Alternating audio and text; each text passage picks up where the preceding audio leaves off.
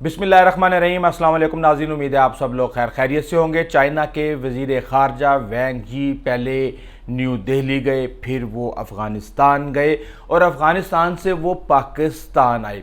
हर शख्स ये सोचने पर मजबूर है कि आखिर ये क्या खिचड़ी पक रही है। एक तरफ अमेरिका के साथ भारत के ताल्लुकात, दूसरी तरफ पाकिस्तान के ट्रंप के साथ ताल्लुकात और तीसरी तरफ पाकिस्तान के अफ़गानिस्तान और चाइना के साथ ताल्लुकात।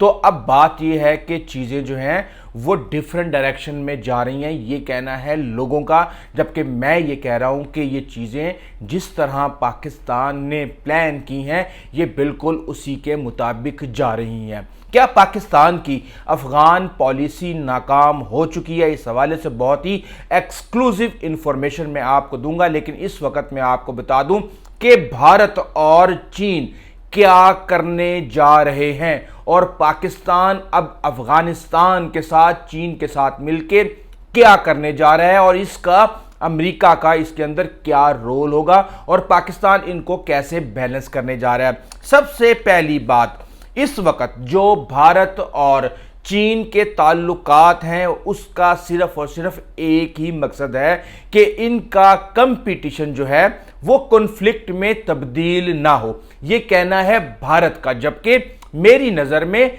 भारत और चीन का कोई भी कंपटीशन है ही नहीं, मुकाबला बराबरी के वालों में होता है। और यहां तो चाहे फौज हो, तिजारत हो, इकोनॉमी हो, कुछ भी हो, भारत के साथ इवन पाकिस्तान जो है दिफा के मैदान में जिस तरह उसने जूते मारे हैं, ये आप कह ही नहीं सकते कि भारत किसी भी लिहाज से इस खित्ते के अंदर चाइना के साथ कंपटीशन के अंदर है।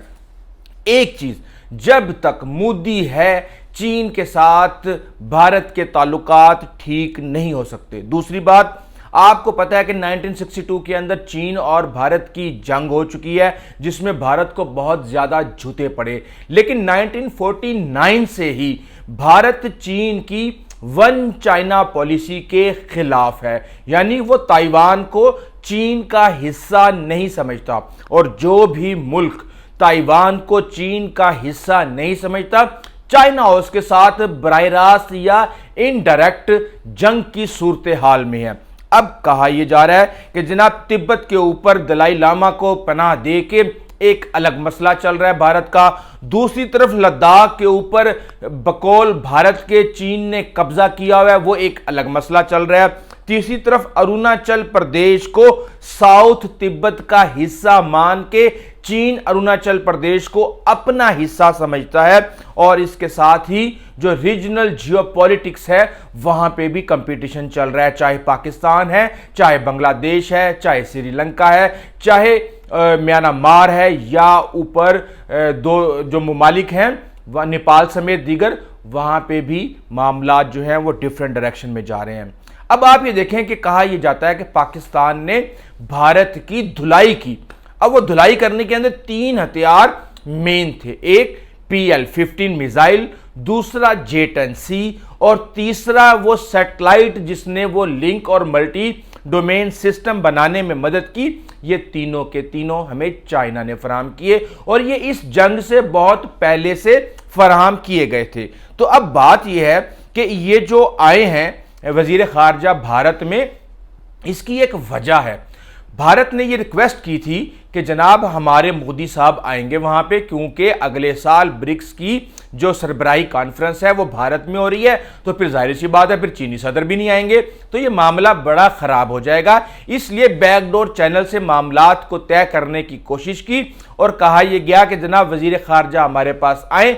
उसके बाद फिर इसी अगस्त के आखिर में मोदी चाइना जाएंगे SCO के अंदर और उसके बाद फिर यह उम्मीद जाहिर की जा सकेगी कि चीन के सदर भी भारत आएंगे, जिससे शायद जो इस वक्त तनाज़ात चल रहे हैं उसकी हल्की सी बर्फ पिघल सके। जबकि पाकिस्तान के साथ जो चीन के ताल्लुकात हैं वो शहद से मीठे, समंदरों से गहरे, हिमालय से ऊंचे और ये आज से नहीं है। लोग ये कहते हैं कि जी शायद हम उसके करीब जा रहे हैं तो उससे लड़ाई।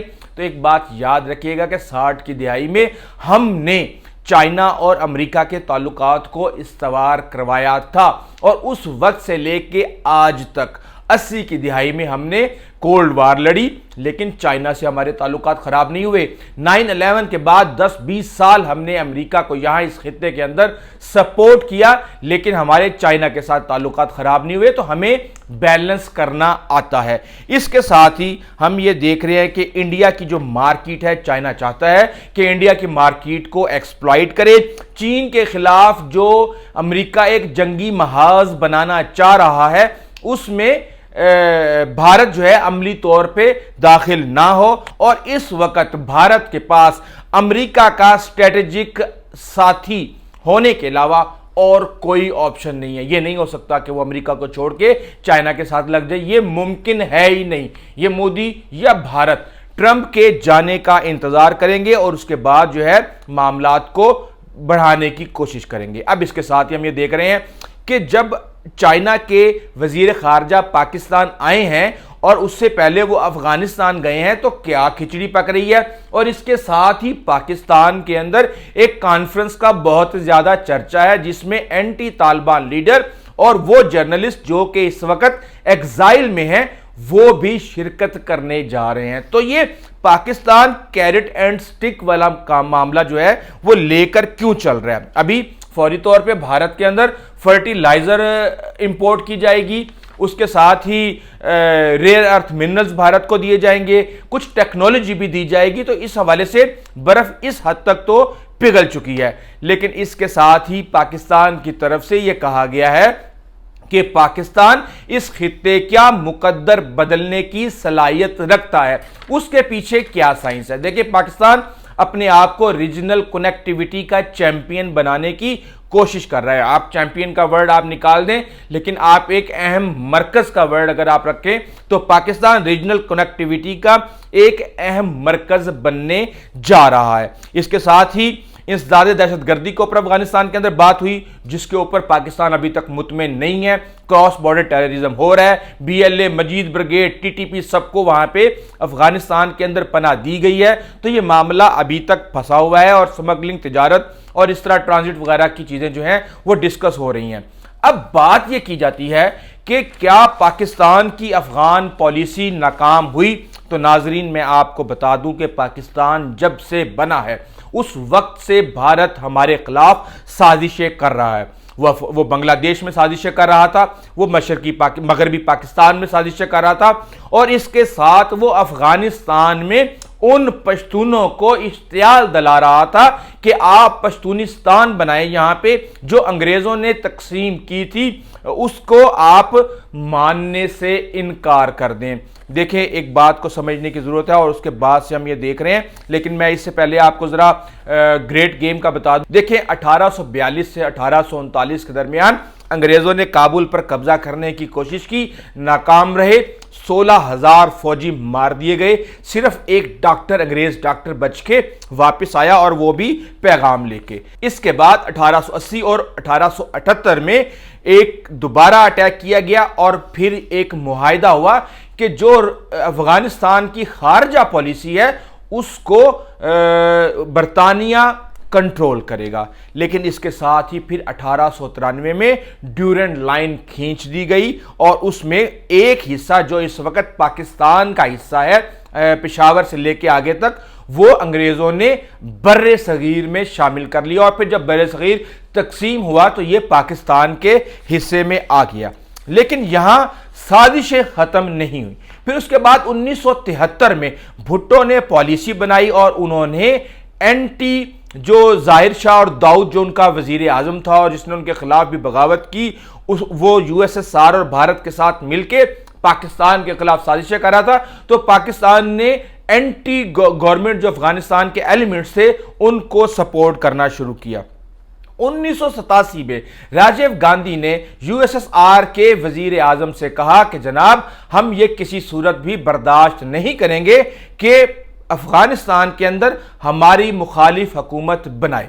اب اس نے نجیب اللہ کو کہا، نجیب اللہ اس وقت صدر تھا افغانستان کا، اس نے کہا کہ جناب یہ آزادی سے لے کے اب تک اپنے مفادات کا تحفظ کرتے ہیں اور صرف اپنی چیزوں کو یہ دیکھتے ہیں، اور یہ افغانستان کے کسی بھی لحاظ سے مفاد میں نہیں ہے۔ اور اس کے بعد پھر ہم یہ دیکھتے ہیں کہ یو ایس ایس آر سے لڑائی ہوتی ہے، مجاہدین کو پاکستان سپورٹ کرتا ہے امریکہ کی مدد سے، وہاں پہ حکومت جو ہے مجاہدین کی آ جاتی ہے، پھر مجاہدین کے بعد 1996 کے اندر دوبارہ پھر طالبان کی حکومت آ جاتی ہے، اور طالبان کے بعد 9/11 ہوتا ہے، اور پھر پاکستان کے اوپر ڈبل گیم کا الزام لگتا ہے، اور پھر 2021 میں عمران خان کہتے ہیں کہ شیکلز آف سلیوری توڑ دیے گئے ہیں، اور یہ سب کچھ چل رہا ہے۔ لیکن بات یہ ہے کہ افغانستان کے حالات خود افغانستان کے کنٹرول میں نہیں ہے، تو وہ پاکستان کے کنٹرول میں کیسے ہوں گے؟ اور میں یہ سمجھتا ہوں کہ اگر پاکستان آج ایٹمی طاقت ہے تو وہ صرف اور صرف